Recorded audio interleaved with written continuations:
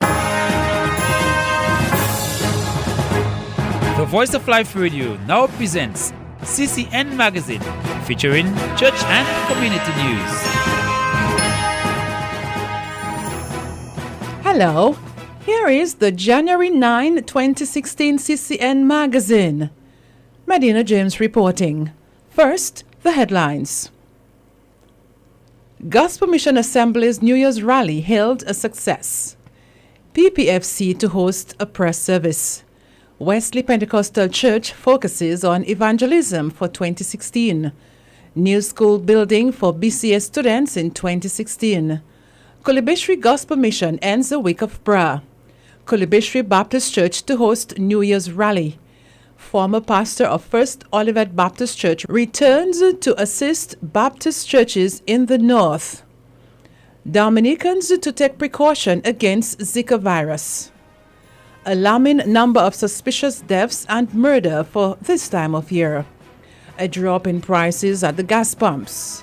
From the region, 2016, the year of romance in the Caribbean, launched. Of human interest, Agatha Jajak laid to rest. Here are the details. On January 3, 2016, the Gospel Mission Assemblies of Dominica hosted its annual New Year's rally at the Dominica State College Auditorium in Stoke Farm. Special speakers were Pastor Cyprian George and Elder Jason Sorrento of the Kenfield Gospel Mission Church. They focused on the theme, Reflecting His Love, Proclaiming His Glory, based on 1 Corinthians chapter 3. Bishop Chad Prince of the Gospel Mission Assemblies said the auditorium was filled to capacity. It went very well, and that was packed. The place was even too small. It's a great ambience in there. The folks enjoyed it, and the word was well received.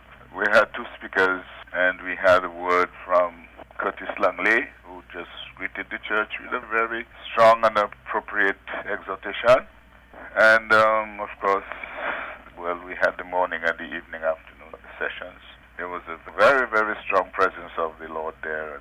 Because I believe there was a change of mind, a change of heart. I think people were touched. Bishop Chad Prince. Bishop Prince said that he is now looking forward to a recommitted work from the believers who absorbed the preached word last Sunday. As 2016 rolls in, the People's Pentecostal Family Church has set aside the second Sunday in the year for a special prayer service. Pastor Casmus John of that assembly said that the month of January is being regarded as a prayer emphasis month. We are going to emphasize prayer throughout the service. So we are going to mix prayer and worship. And so we'll have prayer in between the worship. And it will not be necessarily preaching. All right, so different persons would have the opportunity to voice their prayer needs, and we'll have different folks praying for those needs. Yes, it's going to be good. Later on in the month, we have some prayer meetings and some prayer visits and a prayer walk throughout Rosa coming to the end of the month. Pastor Casmus John. The prayer service will be held from 10 in the morning to 12:30 in the afternoon on January 10, 2016. As churches continue to plan their calendar of activities for 2016, the Wesley Pentecostal Church shares its agenda. Resident Pastor Cameron Robin told CCN Magazine that evangelism is a top priority for 2016. Presently, the church is planning a 21-day prayer and fast, followed by a soul-winning outreach to Woodford Hill and Calibishi toward the end of January. Pastor Robin promises to update CCN with more detailed information towards the end of the month. Berean Christian Academy swung its new doors open on Monday, January 4, to allow students entry into its recently built facility in Bath Estate. The school, previously located on number 1 Goodwill Road, close to the EC Low-Black Bridge, suffered tremendous damage to its structure during Tropical Storm Erica, forcing its relocation to the Calypso House in Bath Estate. Plans are in the pipeline to expand and build the Berean Church upstairs. The building that the first part of the building that was built and opened in March of 2015. We opened it for the kindergarten class. We didn't have space for them for a number of years. And so we were able to build with the money that we had at hand. So that building was about 650 square feet. And then because of Tropical Storm Erica and the destruction of our church building, then we decided to add on to that building to be able to meet the needs of the school and the church.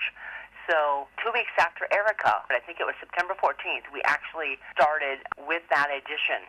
The students, when they came back to school, they entered into the addition as it is completed. In fact, our grade 1 and 2 also have moved over. So we have grades 1 through 6 that are housed in the new addition, and we also have a kitchen. So it has been a huge blessing for us to be together, because the kindergarten class would always have to leave in the morning after opening exercise. And so it's just such a joy to be able to meet in one location, all under the same roof. And students have adjusted well, and the staff as well. And we're just really excited about what the Lord has done and what He's going to continue to do. And this was only possible through the Lord moving in hearts of people locally, regionally, and internationally to assist us. We're just really thankful to be in this new edition for the new year. Principal Deborah Thomas. Mrs. Thomas thanks all those who contributed in cash or kind in helping the building project become a reality. Hebrews chapter 4 verse 14 became the theme for the Kulabistri Gospel Mission as members got on their knees in prayer as they ushered in 2016 during the course of this week. Pastor Jonathan George is grateful for the many saints who came in support of the annual week of prayer, as well as those who diligently seek the lost with him as they strive on to kingdom building. Still in Kulabistri, the Kulabistri Baptist Church will come alive to host the annual New Year's rally for the Baptist churches on island this Sunday, January 10, from 10 in the morning. Pastor Philip Prosper gives us some insight. We have a morning session where we have singing, testimonies, preaching, then we break, we go for lunch, we come back about 2, and we have another afternoon session where we have more singing, more testimonies, sharing, and we have another message based also on the theme. So Brother Emmanuel Parrell, our speaker in the morning, and Brother Christopher is our speaker in the evening. Our theme verse is from Hebrews 11:26. Talks about Moses esteeming the reproaches of Christ better than the riches of Egypt. Philip Prosper. Michael Joseph, former pastor of First Olivet Baptist Church on Market Lane in Zikak, Portsmouth, is presently assisting in ministry at several Baptist churches in the north. Brother Joseph is currently a resident in the USA, but is on island for a short time. He's sending out a call for believers to pray that a pastor be provided for the Grace Baptist Church in Clifton. Remember then in your prayers that He will bless and encourage the believers there, that they keep serving the Lord, be faithful to the Lord, and pray that somebody will be willing to take up the work full time, and encourage people to turn to Christ and receive Him as their own and personal Savior, because the time is short. We know that the enemy is working against people of God, but we need to just keep faithful in serving. The battle is not ours, the battle is the Lord. Michael Joseph.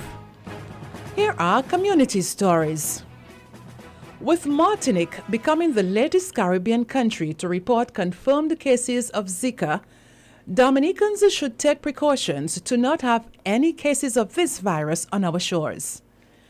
One of the precautionary measures is to ensure a decrease in the breeding of mosquitoes. Chief Environmental Officer Anthony Scotland thinks the public should be proactive when managing water in containers. It is also advisable to get rid of stagnant water. Zika virus is spread by the Aedes aegypti mosquito. Symptoms of the Zika virus include fever, rash, joint pain, and red eyes. Mr. Scotland shared some insights. In terms of the Zika virus, which is circulating in certain areas of the Caribbean, and I think it has been identified now in the Martinique area. And that means what is in Martinique, it is close to Dominica, because the virus can travel both by boat and it also can come in by plane. So Dominicans now need to get themselves on the alert to reduce mosquito infestation around their premises and also in their home. what we have seen as the Aedes aegypti mosquito, which loves to breed in clean water, has been found already in a lot of containers around the home. And the water drums, tires, vases, the animal pens, the chop where people feed their animals. You have discarded equipment like your fridge, your stove, washing machine, even in blocks. So the mosquito will breed anywhere water stands, so water is stagnated. But the critical thing about Aedes aegypti is a domesticated mosquito. It loves to live within a radius, say, about 100 meters around your home. And people need to understand that the mosquito does not need water to lay its eggs, and it just takes between 7 to 9 days from the egg stage to the adult stage. Another thing we advise, if the disease has entered the country, people should protect themselves. So using repellent spray, bed nets, you can also use what you call sight screen your windows to prevent mosquito entry. So these are some of the things that can be done by the public. First of all, to reduce the incidence of mosquito breeding around the home, and if the virus is circulating, to prevent mosquito bites. Mr. Scotland, the new year dawned welcoming news of a drop in the price of petrol and other petroleum products. As of Monday, January 4, 2016, customers paid $9.85 per gallon of petrol as opposed to $10.18 per gallon. Diesel is now $8.72, while kerosene only costs $7.53 per gallon. Director of Trade, Mathan Walter, said that in the area of liquid petroleum gas, LPG, there is a decrease of 74 cents on the 20-pound cylinder, $1.02 on the 27.5-pound cylinder, $1.11 decrease on the 30-pound cylinder, and $3.69 decrease on the 100-pound cylinder. This significant change came about as a result of a drop in the cost of petroleum products on the world market. On Monday, January 4, Dominicans were awakened to the sad news of the first murder on island for the year 2016. Sadly, this crime took place in Salisbury, the same village where a young 43-year-old lady ended her life by ingesting a greenish liquid on December 30, 2015. There was also news of 2 male bodies found dead, one in Granby and another in Kings Hill. From the region, the Caribbean Tourism Organization, CTO, has declared 2016 as the year of romance in the Caribbean. CTO Secretary General Hugh Riley has said, quote, "With over 30 destinations to choose from, the Caribbean region provides the perfect backdrop for a romantic getaway, highlighted by pristine beaches, secluded accommodations, an abundance of land and water activities, top-notch spa services, and personalized attention that meets the needs of the most discerning traveler." End of quote. The Year of Romance will spotlight the romantic features of the region beyond the traditional times of the year, such as Valentine's Day. Some of the areas of focus will include marriages and the renewal of vows, the most romantic locations to pop the question or say I do, and inviting celebrity couples to get married in the Caribbean.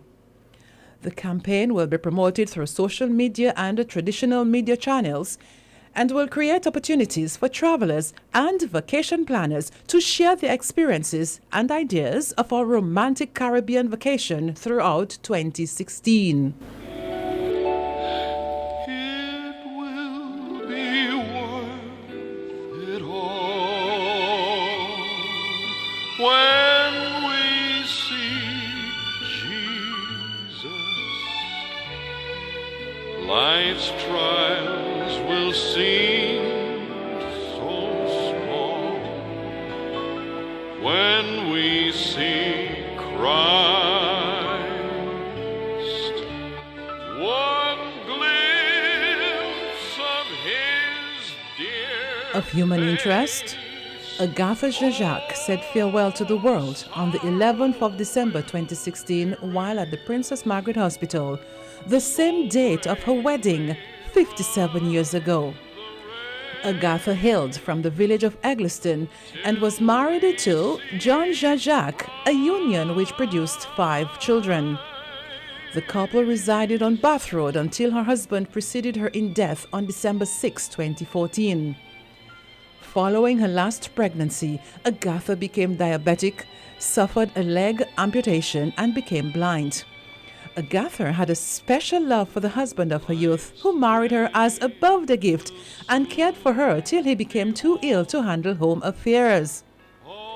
Agatha Jacques worked with Tropicraft, weaving baskets and mats for a living. She and her husband fellowshipped at the Seventh-day Adventist Church, where they were both baptized in September 1967. Being a talented singer, Agatha was called to perform at various occasions at the assembly.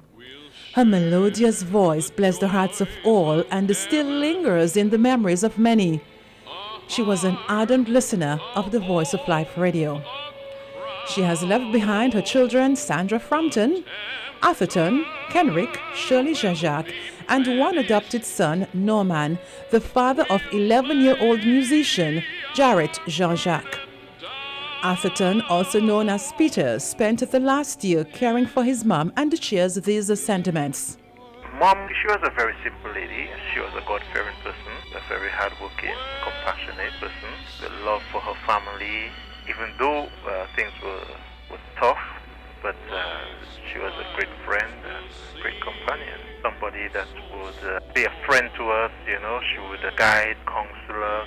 So she was somebody that was really all-inclusive in our lives. And so anytime you have come home after school or even after work, your meals were always prepared. Something was always there for you. Somebody you could sit and chat with. So she is a very special person in our lives. So that's the kind of memory that we have of her. Since that passed on, commitment was made from me, to spend time with her, especially on Saturdays. That's a day we really celebrate. They should have gone to church, and so because she was at home at that time, I felt, it was a good time to spend that time, sing, pray, read, and just let her feel that same comfort she would get when she goes to church. And so those were times that she looked forward to as well, even from Friday evening worship. We spent those times there together and with other family members. Those were days that she really looked forward to and enjoyed. Atherton Jacques. Agatha Jacques' body was laid to rest on the 30th of December 2015 at the public cemetery in Roseau. On this note, we end this weekend's package of CCN Magazine, wishing all God's abundant grace for the entire year. I am Medina James. Have a great weekend. You've been listening to The Voice of Life's CCN Magazine,